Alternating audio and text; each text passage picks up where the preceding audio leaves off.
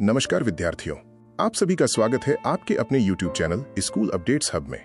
आज हम green olympiad level 4 अर्थात कक्षा 11वीं और 12वीं के लिए तैयार किए गए सैंपल पेपर के संपूर्ण समाधान को विस्तार से समझेंगे। इस वीडियो में हम केवल सही उत्तर नहीं देखेंगे, बल्कि प्रत्येक प्रश्न के पीछे छिपी वैज्ञानिक अवधारणाओं, पर्यावरणीय तथ्यों और प्रतियोगी परीक्षाओं के लिए महत्वपूर्ण जानकारी को भी जानेंगे।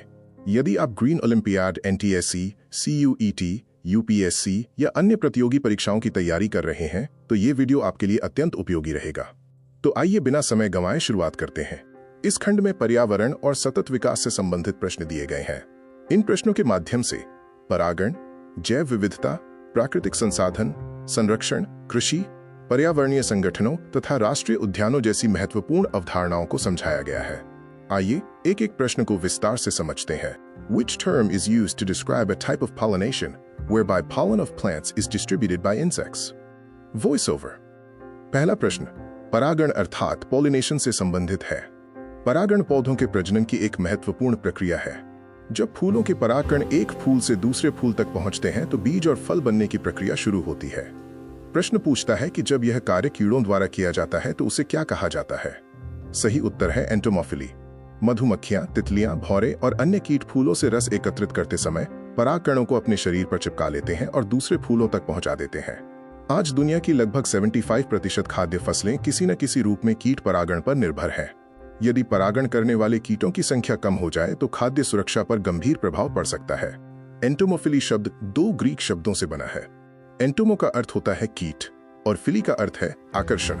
अन्य प्रकार के परागण भी होते हैं, जैसे एनेमोफिली - वायु द्वारा परागण के पण, हाइड्रोफिली - जल द्वारा परागण, जूफिली - पशुओं द्वारा परागण। लेकिन जब विशेष रूप से कीटों द्वारा परागण होता है तो उसे एंटोमोफिली कहा जाता है। इसलिए सही उत्तर है ऑप्शन सी, एंटोमोफिली। अब दूसरा प्रश्न कृषि और जलवायु परिवर्तन से जुड़ा हुआ है। प्रश्न पूछता है कि कौन सी फसल पानी में डूबे हुए खेतों में उगाई जाती है और जिसके कारण बड़ी मात्रा में मीथेन गैस का उत्सर्जन होता है? सही उत्तर है राइस अर्थात धान। धान के खेतों में लंबे समय तक पानी भरा रहता है, जिससे मिट्टी में ऑक्सीजन की कमी हो जाती है। ऐसी स्थिति में विशेष प्रकार के सूक्ष्म जीव सक्रिय हो जाते हैं और मीथेन गैस का निर्माण करते हैं। मीथेन एक अत्यंत शक्तिशाली ग्रीन हाउस गैस है। वैज्ञानिकों के अनुसार मीथेन की ताप को रोकने की क्षमता कार्बन डाइऑक्साइड से लगभग 28 गुना अधिक होती है।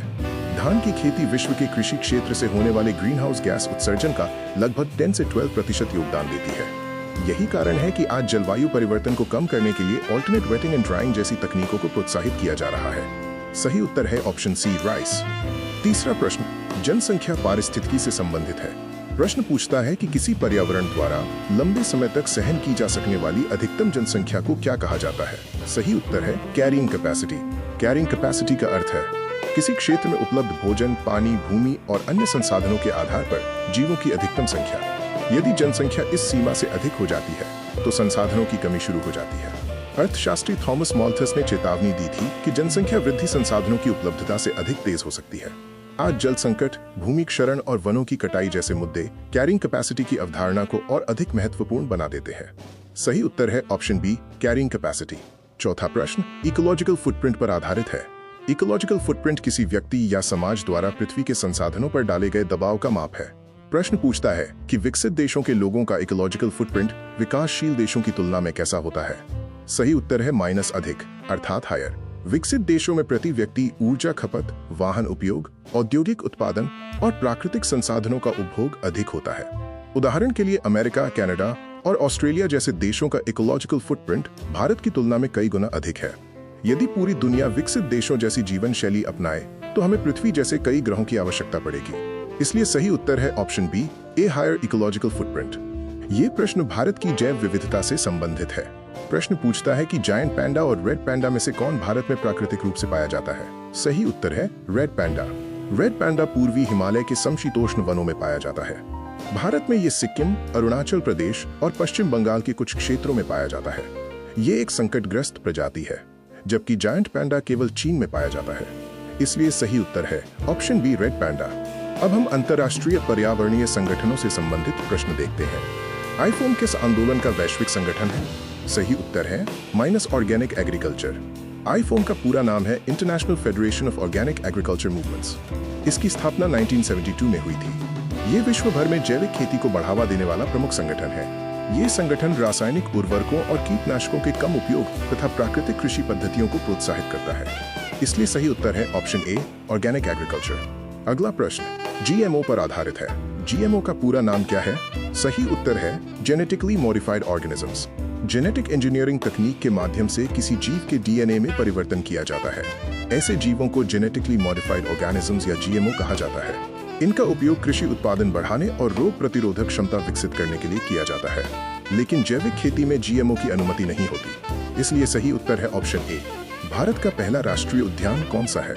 सही उत्तर है Corbett national park. Corbett national park की स्थापना 1936 में हुई थी। ये भारत का पहला राष्ट्रीय उद्यान है। प्रारंभ में इसका नाम हेली नेशनल पार्क था। बाद में इसे जिम कॉर्बेट के सम्मान में कॉर्बेट नेशनल पार्क नाम दिया गया। ये प्रोजेक्ट टाइगर का भी महत्वपूर्ण हिस्सा है। सही उत्तर है ऑप्शन सी।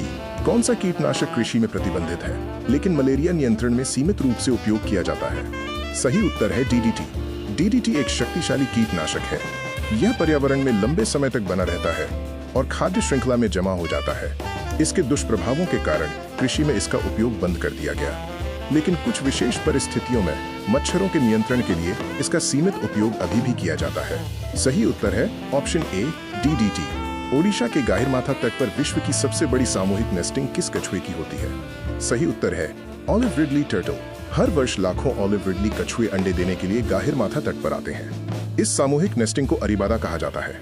यह विश्व का सबसे बड़ा समुद्री कछुआ प्रजनन स्थल माना जाता है। सही उत्तर है option B, olive ridley turtle. अब हम ग्रीन स्किल्स और एनवायरमेंटल पॉलिसी से संबंधित प्रश्नों को समझेंगे। ये प्रश्न भविष्य के ग्रीन जॉब्स और पर्यावरणीय प्रशासन से जुड़े हुए हैं। ग्रीन बिल्डिंग्स में अपशिष्ट जल के उपचार और पुनर्चक्रण का कार्य कौन करता है? सही उत्तर है वेस्ट वाटर ट्रीटमेंट वर्कर्स। ये विशेषज्ञ गंदे पानी को पुनः उपयोग योग्य बनाते हैं। भविष्य में जल संरक्षण के लिए इनकी भूमिका अत्यंत महत्वपूर्ण होने वाली है। रेन वाटर हार्वेस्टिंग सिस्टम्स का निर्माण करने वाले विशेषज्ञों को क्या कहा जाता है? सही उत्तर है रेन वाटर हार्वेस्टिंग इंजीनियर्स। ये विशेषज्ञ वर्षा जल संग्रहण प्रणाली का डिजाइन तैयार करते हैं और भूजल पुनर्भरण को बढ़ावा देते हैं। भारत में बढ़ते जल संकट को देखते हुए ये एक महत्वपूर्ण ग्रीन स्किल है।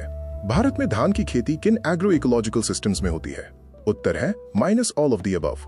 धान की खेती सिंचित क्षेत्रों, वर्षा आधारित ऊंचे क्षेत्रों तथा वर्षा आधारित निचले क्षेत्रों में की जाती है। भारत की विविध भौगोलिक परिस्थितियां इसे संभव बनाती हैं। सेंट्रल पोल्यूशन कंट्रोल बोर्ड अर्थात सीपीसीबी की स्थापना कब हुई? सही उत्तर है 1974। सीपीसीबी भारत की प्रमुख प्रदूषण नियंत्रण संस्था है। यह जल, वायु और पर्यावरण प्रदूषण की निगरानी और नियंत्रण का कार्य करती है। कौन सा कारक ग्रीन जॉब्स के निर्माण में सहायता नहीं करेगा? सही उत्तर है अनट्रेन्ड यंग वर्कफोर्स। ग्रीन अर्थव्यवस्था के लिए प्रशिक्षित और कुशल मानव संसाधन आवश्यक है। यदि युवाओं को तकनीकी प्रशिक्षण नहीं मिलेगा तो वे ग्रीन जॉब्स का हिस्सा नहीं बन पाएंगे। इसलिए ग्रीन स्किल डेवलपमेंट आज की आवश्यकता है। प्रिय विद्यार्थियों, आज हमने green olympiad level 4 sample paper के सभी 15 प्रश्नों को विस्तार से समझा। आशा है कि ये वीडियो आपकी ओलंपियाड तैयारी में अत्यंत उपयोगी सिद्ध होगा। यदि वीडियो पसंद आया हो तो लाइक करें, शेयर करें और स्कूल अपडेट्स हब को सब्सक्राइब करना न भूलें। बेल आइकॉन अवश्य दबाएं ताकि green olympiad, educational, current affairs और कम्पिटिटिव एग्जाम प्रिपरेशन से जुड़े सभी वीडियो आपको समय पर मिलते रहें। धन्यवाद। जय हिंद। इंडिया।